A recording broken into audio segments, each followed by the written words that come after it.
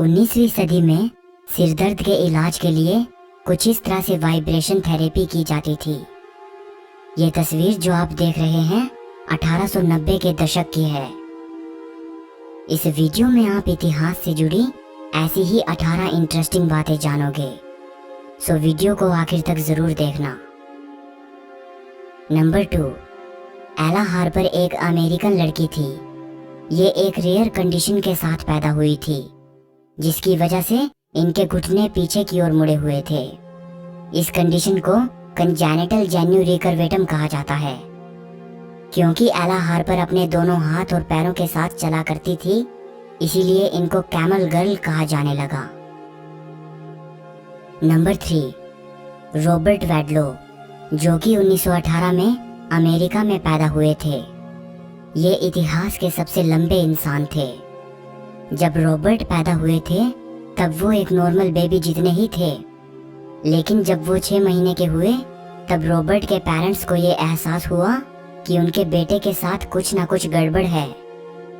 6 महीने की उम्र में रॉबर्ट का वजन 30 पाउंड्स था, जो कि 6 महीने के बच्चे के लिए दोगुना है। आपको जानकर हैरानी होगी कि जब रॉबर्ट 6 साल के थे तब उनकी हाइट 5 फुट 7 इंच थी और वो ऐसे कपड़े पहनते थे जो कि एक 17 साल के लड़के को फिट आएंगे। नंबर 4, ये जो तस्वीर आप देख रहे हैं ये लंदन की एक फीमेल ट्रेन कंडक्टर की है। ये तस्वीर 1916 में ली गई थी। उस वक्त फर्स्ट वर्ल्ड वॉर चल रहा था। क्योंकि पुरुष युद्ध के लिए गए हुए थे तो उस दौरान महिलाएं सामने निकल कर आई और उन्होंने दिखाया कि वो पुरुषों वाले जरूरी काम संभालने में समर्थ हैं। जब विश्व युद्ध खत्म हो गया तो इस तरह के सभी काम फिर से पुरुषों तक ही सीमित होकर रह गए। नंबर 5, प्राचीन रोम में अगर कोई व्यक्ति अपने रिलेटिव का कत्ल कर देता तो ऐसे कातिल के लिए एक अजीबोगरीब सजा थी। कातिल को एक कुत्ते, बंदर, मुर्गे और सांप के साथ एक बोरी में बंद करके समुद्र में फेंक दिया जाता था। नंबर 6, रोम के राजा तार्क्विन हर उस इंसान को सूली पर चढ़ा देते थे जो सुसाइड कर लेता था या सुसाइड करने की कोशिश करता था। चाहे वो इंसान मर ही क्यों ना गया हो, फिर भी वो उसे सूली पर चढ़ाते थे। ऐसा इसलिए कि लोग सुसाइड करने से पहले 100 बार सोचें कि अगर उन्होंने सुसाइड करने की कोशिश की तो मरने के बाद उनके शरीर के साथ ऐसा किया जाएगा। नंबर 7, एस्कलस एक एंशंट ग्रीक ऑथर थे। इनकी मृत्यु तब हुई जब आकाश में उड़ते हुए एक बाज ने एक कछुए को नीचे गिरा दिया और वो कछुआ एस्कलस के सिर पर आकर लगा। कछुए के उनके सिर पर टकराने से उनकी मृत्यु हो गई। ये कहा जाता है कि बाज ने एस्कलस के गंजे सिर को पत्थर समझ लिया था और उसने सोचा था कि पत्थर पर टकराने से कछुआ मर जाएगा।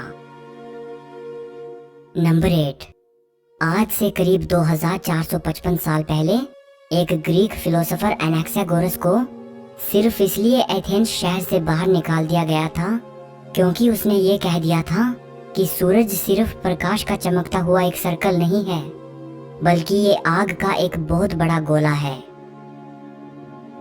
नंबर 9, पीसा की ये मीनार अपने झुके होने के कारण काफी फेमस है, लेकिन शायद ही आप जानते हो कि पीसा की ये मीनार कभी भी सीधी नहीं थी। ये मीनार इसके कंस्ट्रक्शन के दौरान ही झुकना शुरू हो गई थी। ऐसा इसलिए क्योंकि इमारत की बुनियाद अनस्टेबल सॉइल पर रखी गई थी। 12th सेंचुरी में जब इस इमारत के 2nd फ्लोर पर काम चल रहा था तभी ये मीनार एक तरफ झुकना शुरू हो गई थी। नंबर 10, जॉन स्मिथ नाम के इस व्यक्ति के बारे में ये कहा जाता है कि इसने करीब 137 साल की लंबी उम्र गुजारी थी। माना जाता है कि ये 1785 के करीब पैदा हुए थे और 1922 में इनकी मृत्यु हुई थी। नंबर 11, करीब 1000 सालों से चीन की औरतों में ये रिवाज था कि वो बचपन से ही अपने पैरों को बेहद दर्दनाक तरीके से कसकर बांधे रखती थी ताकि उनके पैर ज्यादा लंबे ना हो पाएं। चीन के लोग मानते थे कि औरतों के लिए छोटे पैर काफी आकर्षक होते हैं 1911 में इस प्रैक्टिस को बैन कर दिया गया था। नंबर 12, एंशंट इजिप्ट में एक 13 साल के लड़के या लड़की को एडल्ट मान लिया जाता था।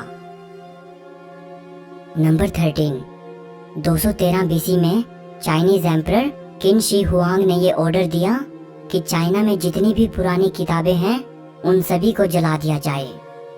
ऐसा उन्होंने इसलिए किया था ताकि स्कॉलर उनके शासन को पुराने राजाओं के शासन से कंपेयर ना कर पाएं। बहुत से स्कॉलर्स ने अपनी जान को जोखिम में डालते हुए बहुत सी किताबों को जलने से बचाया था। नंबर 14, इसके अगले ही साल चाइनीज एम्परर किन शी हुआंग ने चाइना के 460 सबसे महान स्कॉलर्स को इकट्ठा किया और उन सभी को एक मास ग्रेव में जिंदा दफना दिया। वो दौर बुद्धिमान लोगों के लिए बहुत अच्छा समय नहीं था। नंबर 15, प्राचीन रोम के लोगों में ये विश्वास था कि एक मर चुके इंसान की आत्मा कुछ विशेष मानव बलिदान मांगती है। इसलिए प्राचीन रोम में ये प्रथा थी कि अगर शाही खानदान के किसी सदस्य की मृत्यु हो जाती तो उस इंसान की कब्र पर ह्यूमन ब्लड को बहाया जाता था और इस तरह के सैक्रिफाइस के लिए ऐसे गुलामों को चुना जाता था जो काफी सुस्त होते थे।